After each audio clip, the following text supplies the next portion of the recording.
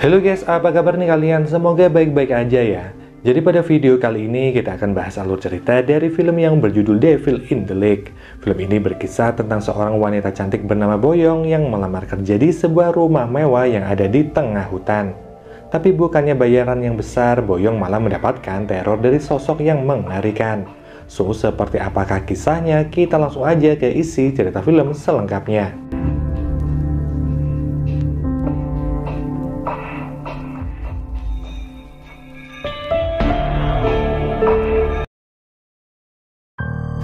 Cerita dimulai dengan diperlihatkan seorang asisten rumah tangga yang sedang mengelap lantai. Terlihat wanita itu sangat ketakutan dan gak lupa juga dia selalu membaca doa. Gak lama setelah itu dari ujung lorong tempat dia bekerja muncullah sesosok nenek-nenek menyeramkan yang langsung mengejar wanita tersebut. Wanita itu lantas berlari menuju sebuah danau yang gak jauh dari tempat dia bekerja, tapi setelah itu wanita tersebut hilang entah kemana. Keesokan harinya terlihat seorang wanita bernama Boyong yang sedang berada di dalam bis sambil menerima telepon.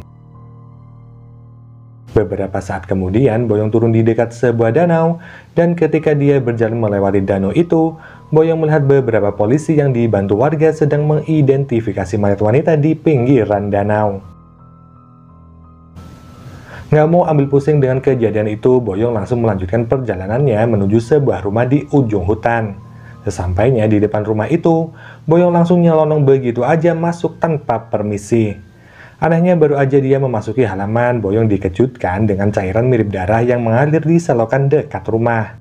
Gak lama setelah itu keluarlah si pemilik rumah yang bernama Kim. Nyonya Kim lalu membawa Boyong masuk dan ternyata kedatangan Boyong ke rumah itu adalah untuk melamar sebagai pembantu di sana. Sebelumnya Boyong juga udah memalsukan identitasnya menjadi Kim Il-hyung. Tugas Boyong seharusnya nggak sulit, yaitu merawat seorang wanita tua bernama Nenek Wang. Yang mana sebelum mulai bekerja, Nyonya Kim mewanti-wanti Boyong agar nggak membawa anak-anak masuk ke rumah itu. Nyonya Kim sendiri merupakan keponakan dari Nenek Wang, di mana setelahnya Boyong lalu ditunjukkan kamar Nenek Wang serta tugas-tugas yang harus dia kerjakan. Nyonya Kim juga meminta agar Boyong betah-betah di tempat itu karena dia udah capek terus-terusan mencari pembantu yang selalu kabur. Sedangkan Nyonya Kim sendiri akan datang seminggu sekali untuk menjenguk bibinya itu. Setelah Nyonya Kim pergi, Boyong masuk ke kamarnya dan membuka kopernya. Ternyata Boyong membawa anaknya diam-diam yang dia sembunyikan di dalam koper. Namun betapa terkejutnya Boyong ketika membuka kopernya karena putrinya itu udah hilang. Tapi rupanya anak Boyong yang bernama Jeong itu udah keluar dari koper tersebut. Karena takut ketahuan membawa sang anak, Boyong pun menyuruh Jeong untuk segera bersembunyi jika ada seseorang yang datang. Bocah polos itu pun hanya tersenyum pada sang ibu karena emang dia memiliki gangguan bicara. Setelah itu, ketika Boyong merawat si nenek, dia merayu si nenek agar mau mengatakan di mana dia menyimpan benda berharga miliknya. Karena ternyata kedatangan Boyong ke rumah itu bukan untuk menjadi pembantu, melainkan untuk mengincar berlian yang disimpan si nenek. Namun karena Nenek Wang memiliki gangguan jiwa, dia nggak mengatakannya dan malah mengalihkan topik pembicaraan. Tiba-tiba wallpaper di dinding kamar Nenek Wang ini terkelupas dengan sendirinya, yang mana Boyong mencoba untuk memperbaikinya. Tapi suatu keanehan terjadi, di mana wallpaper tersebut mengeluarkan lendir yang menjijikkan. Setelah itu Nenek Wang tiba-tiba bertanya pada Boyong apakah dia membawa orang lain ke rumahnya. Jika benar maka Boyong harus menyembunyikannya baik-baik agar gak ada orang yang tahu. Setelah itu Nenek Wang berjalan dan menuju ke sebuah kamar yang mana Boyong membuka kamar tersebut yang ternyata ruangan itu adalah sebuah gudang yang udah dipenuhi dengan debu. Boyong meminta Nenek Wang ke kamarnya dan dia sendiri akan menggeledah ruangan itu dengan harapan menemukan benda yang dia cari. Tiba-tiba Boyong mendapati Jeong sedang berada di balik tirai jendela kamar itu dan menggambar sesuatu yang mengerikan. Gak lama setelah itu Nyonya Kim menelpon dan meminta Boyong untuk menulis instruksi darinya. Sambil mengawasi Jeong yang keluar rumah, Boyong mendengar instruksi dari majikannya itu. Yang salah satunya adalah melarang dia membawa anak-anak dan jangan mendekati danau karena banyak orang yang tenggelam di sana. Secara mengejutkan, Boyong melihat sesuatu yang tenggelam di danau itu, di mana dia mengira jika itu adalah anaknya. Boyong langsung lari menuju danau itu, tapi ternyata Jeong muncul di belakangnya.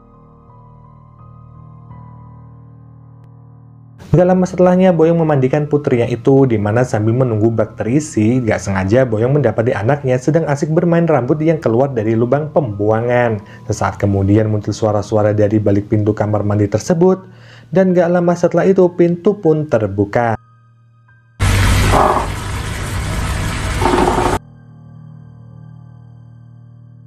Dimana Boyong memutuskan untuk memeriksanya, namun gak ada siapa-siapa. Dia lalu keluar rumah meninggalkan Jeong seorang diri di kamar mandi, di mana saat di pintu gerbang, Boyong bertemu dengan seorang bocil misterius.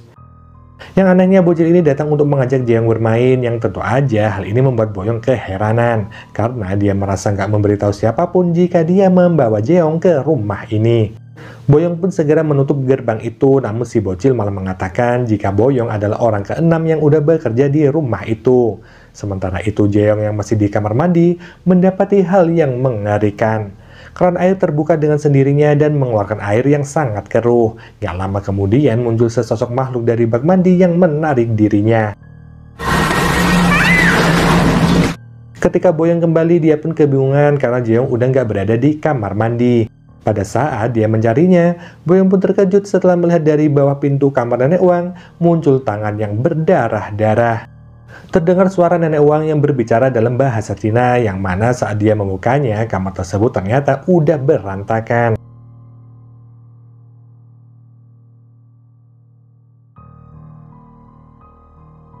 Nenek itu kemudian menyerang Boyong hingga pingsan, dan setelah dia tersadar, Nenek Wang udah nggak ada di kamarnya. Tapi Boyong hanya teringat pada anaknya yang belum ketemu, dan dia pun melanjutkan pencarian ke semua pintu. Namun semua itu sia-sia, karena Jeong nggak juga ditemukan. Tiba-tiba Boyong mendengar suara musik dari suatu ruangan.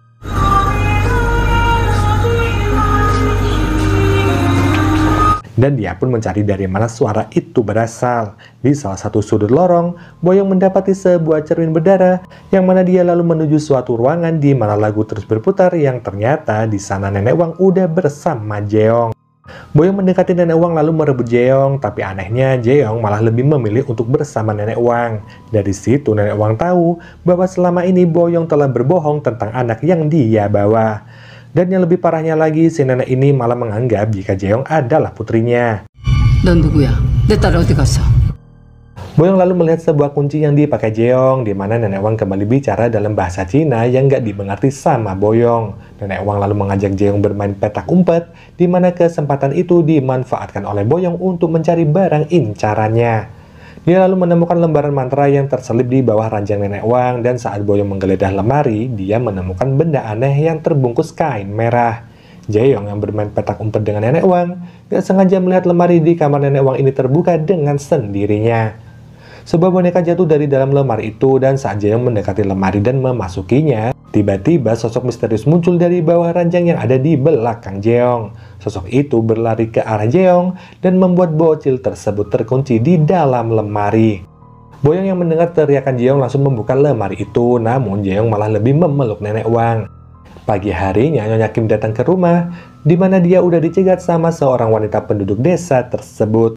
Ibu-ibu itu memberitahu bahwa semua kejadian aneh di desanya berawal dari kedatangan para pembantu Nyonya Kim. Namun Nyonya Kim ini nggak percaya dengan wanita itu dan malah mengusirnya.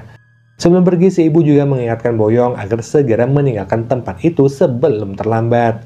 Di dalam rumah, Nyonya Kim menyuruh Boyong agar merekam Nenek Wang saat bicara bahasa Cina, karena siapa tahu ucapannya itu ada yang berguna.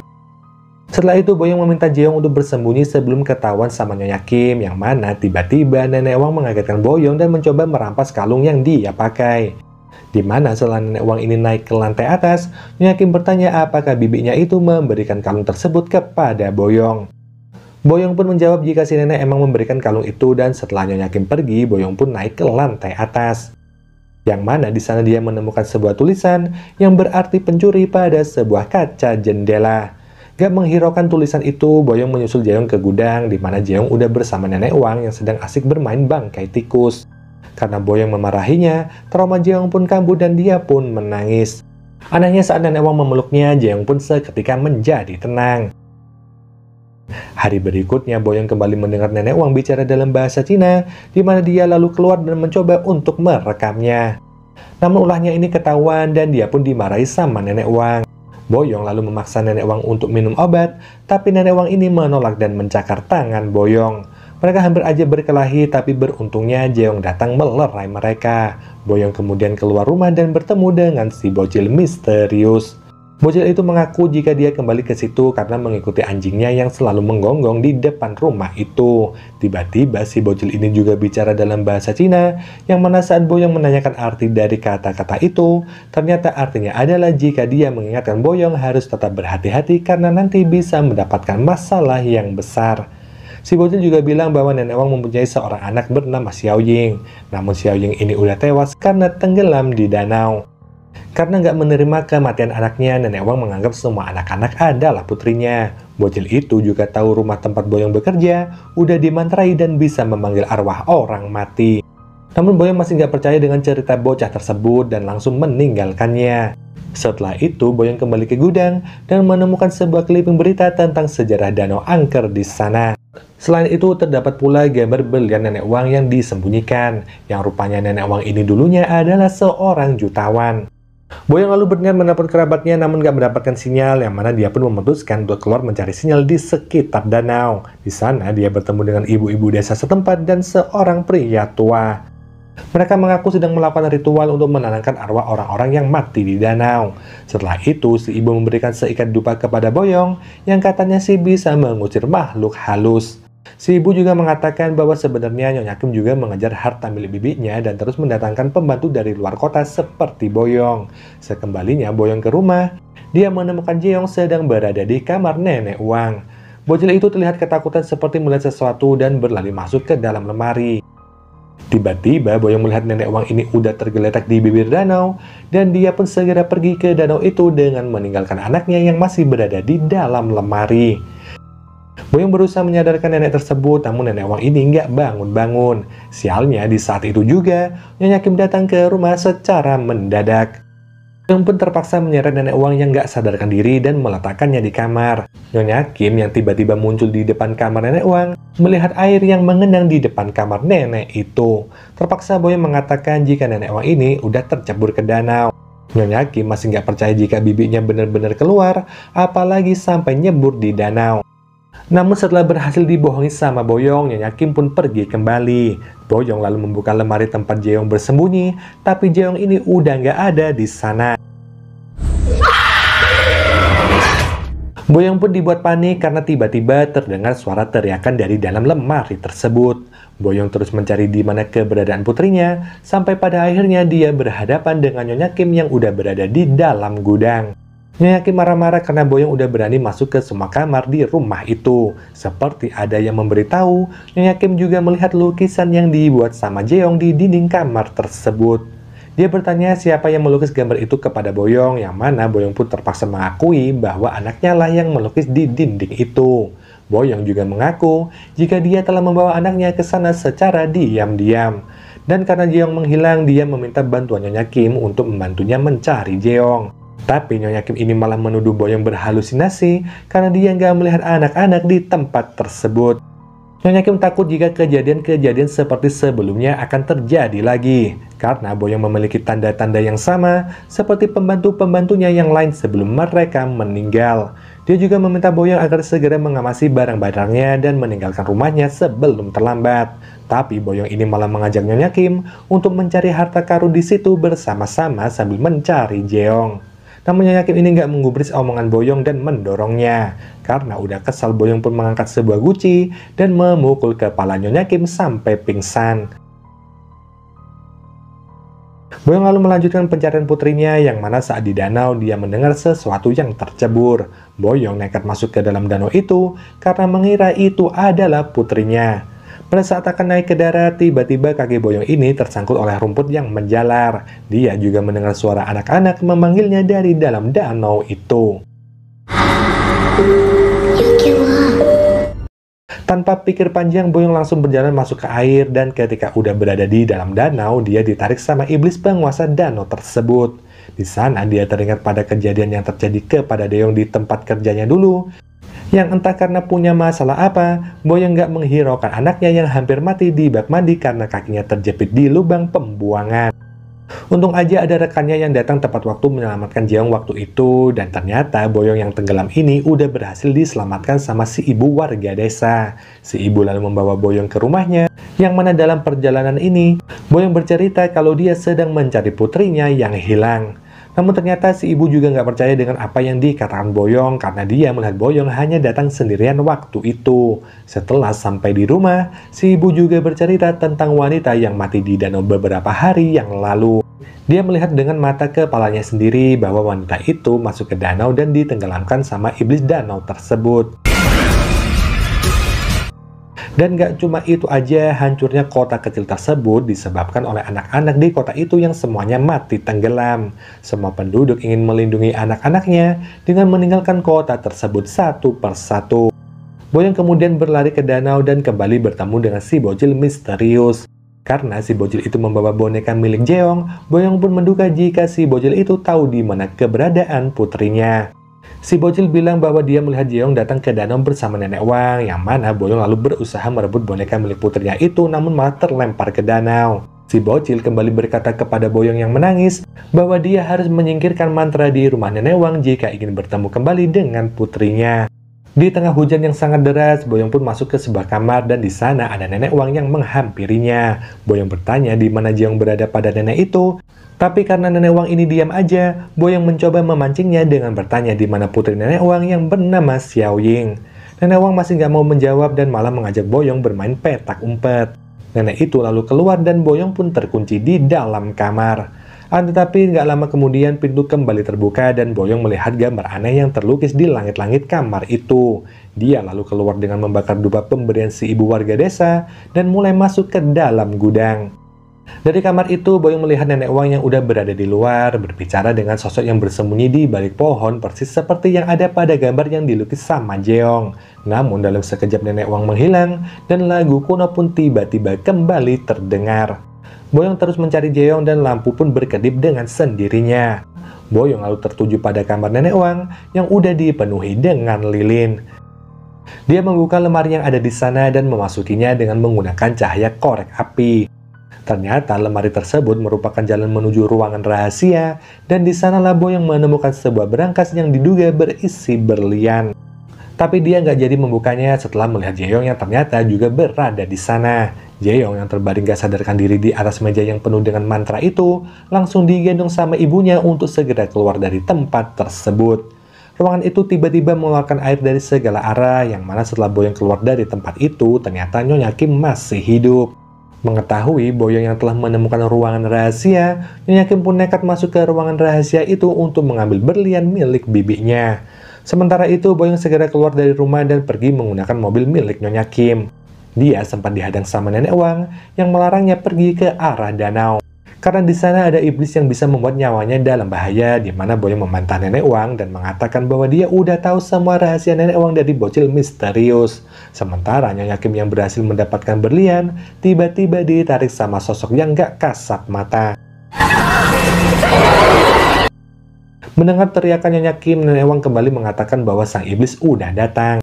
Dia juga bilang bahwa si bocil misterius adalah hantu danau itu sendiri karena sekarang kota ini udah nggak ada lagi yang namanya anak-anak.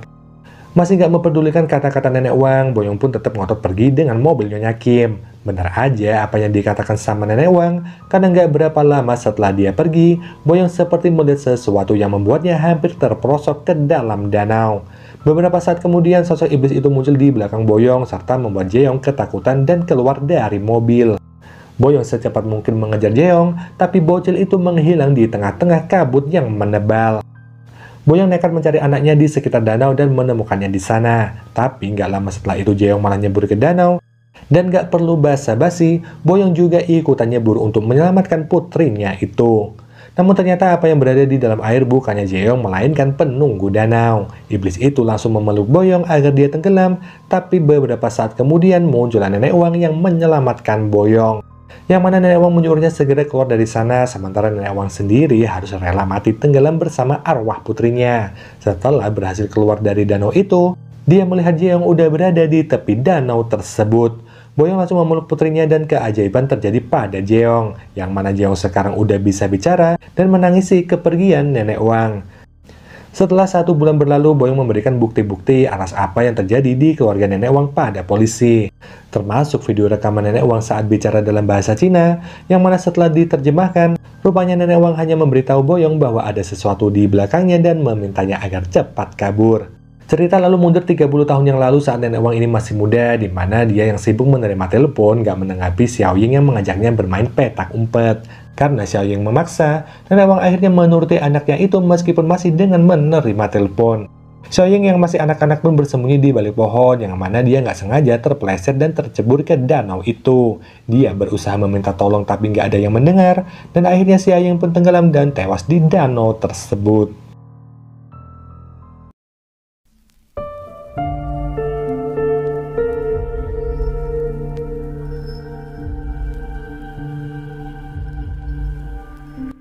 Oke, jadi ternyata selama ini hantu penunggu danau itulah yang udah menebar teror di kota kecil tersebut. Yang mana putri dari Nenek Wang juga tewas karena hantu itu.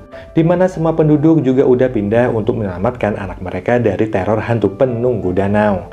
Dan mungkin gini aja ya guys pembahasan film kali ini. Kita jumpa lagi di video selanjutnya. Wassalamualaikum warahmatullahi wabarakatuh. Bye.